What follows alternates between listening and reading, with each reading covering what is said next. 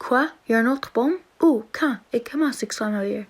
Tokyo, Japon, à minuit ce soir, dit Jacques. Mais ça c'est plus de 9280 kilomètres d'où nous sommes tout de suite, dit Clint. Oui, mais si nous ne le désactivons pas, qui va? Jacques, Clint, Tyrell et Carlos et son frère Javier sont tous dans un autobus allant à l'aéroport où ils prendraient un avion privé allant à Amsterdam où ils croyaient qu'il y avait une bombe nucléaire. On est presque là, dit Jacques. En arrivant, les gars prenant leurs affaires et se rendant à l'avion. L'avion décolle finalement et s'envola vers Amsterdam. Fais un sieste, les gars. On va avoir une grosse journée demain, dit Jacques. En arrivant à Amsterdam, ils ont pris un taxi allant à Dam Square où Jacques les informerait à propos de la situation du bombe. Le bombe est caché dans un entrepôt dans le milieu de Dam Square, alors prépare-toi car on va être là dans 30 minutes. En rentrant dans l'entrepôt, Tyrell et Clint se battant avec 5 gardes afin que les autres puissent se rendre aux bombes. Javier recherche partout pour le bombe, mais ne le retrouve pas. Soudainement, Javier entend un tic qui va de plus en plus rapide et suit le tic jusqu'à un event où le trouve et le désactive. Tyrell et Clint les rejoignent quand Jacques recevrait un appel sur son téléphone. C'est Paige, une amie de Jacques. Jacques parle sur le téléphone. Les gars, pas capables de comprendre la conversation. Quand Jacques tourne, prend un gros respire et dit « Il y a une autre bombe ».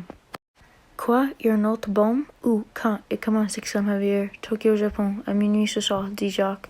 Mais ça c'est plus de 9280 kilomètres d'où nous sommes tout de suite, dit Clint. Oui, mais si nous ne le désactivons pas, qui va?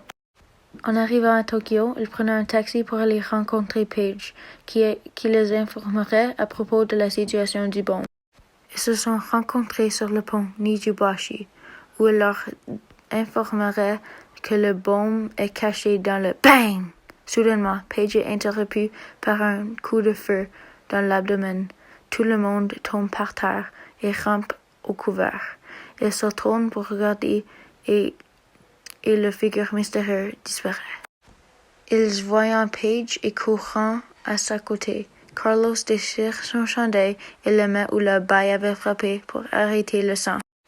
Il l'a levée et mis dans la voiture et secourt au hôpital. Les infirmières la prennent et 30 minutes plus tard, elle était confirmée morte. Une des chirurgiennes départ de la salle d'opération et leur dit la mauvaise nouvelle. Qu'est-ce qu'on fait maintenant? Dit Clint. On a juste 3 heures à le désactiver, dit Carlos.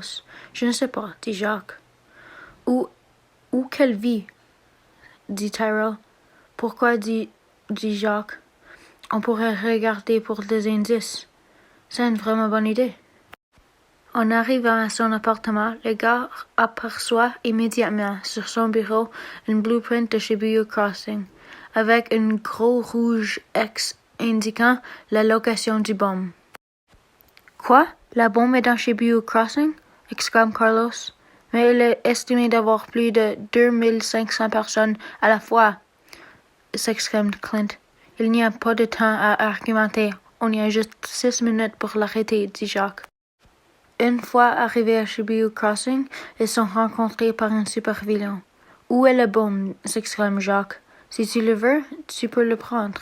Il faudrait que tu surpasses mon petit expériment, dit le vilain avec une souris sur la face en pointant dans une allée.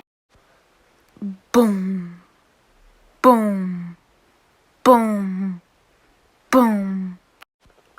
Le figure s'approcha et finalement ressort de l'ombrage. Il était un géant déformé, avec de longs bras. Tout le monde aperçoit le géant et panique. Certaines courent, certaines crient et certaines commencent à filmer. Jacques commence à donner des ordres à les gars. Clint et Tyrell essayent de battre le vilain et prendre le bombe. Carlos essaie d'escorter les gens loin du géant. Javier, après Clint et Tyrell ont le bombe, désactive-le. Et toi? Dit Carlos. Je m'occupe du géant, dit Jacques en ressortant son géante épée. Le géant ouvrit sa bouche et sa mâchoire prise et s'ouvre comme un crocodile. Jacques commence à courir vers le géant et saute dans les airs et lui coupa sur l'œil. Le géant crie et lui prend et le lance fortement à terre. Lorsque Carlos essaie de divertir et escorter la foule autre part, ça ne marche pas et ils sont tous intéressés dans la bataille. Carlos prend une arme à feu et commence à le tirer dans l'air pour faire le monde s'enfuir. Jacques encore en train de battre le géant et Clint récupère la bombe, mais Javier n'est pas capable de désactiver cette bombe car elle est trop avancée. Lorsque toute la foule est dirigée autre part, Carlos vient pour discuter avec les gars. Alors, qu'est-ce qui arrive? On le désactive, dit Carlos. On ne peut pas. Il est trop avancé, dit Javier. Qu'est-ce que tu dis là? S'exclame Carlos. Il faudrait trouver une autre façon, dit Tyrell. Comme quoi? S'exclame Clint fâchément. Les gars, perdus de mots, pensant pour une couple de minutes, entendant les tic, tic, tic. Seulement, avec une minute qui reste, Tyrell dit, on pourrait le mettre dans le géant. C'est une vraiment stupide idée, ça dit Carlos. Non, ça pourrait marcher, dit Javier. Jacques coupa la jambe du bête. Clint cria « Jacques !» et lui lança la bombe.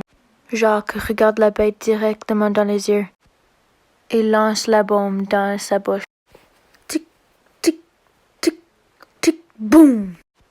Les gars, incapables de voir si Jacques avait survécu l'explosion. Seulement, Jacques marche à travers la boucane, sain et sauf. Le lendemain, le gouvernement du Japon les a reconnus comme héros et leur avait donné une médaille d'honneur.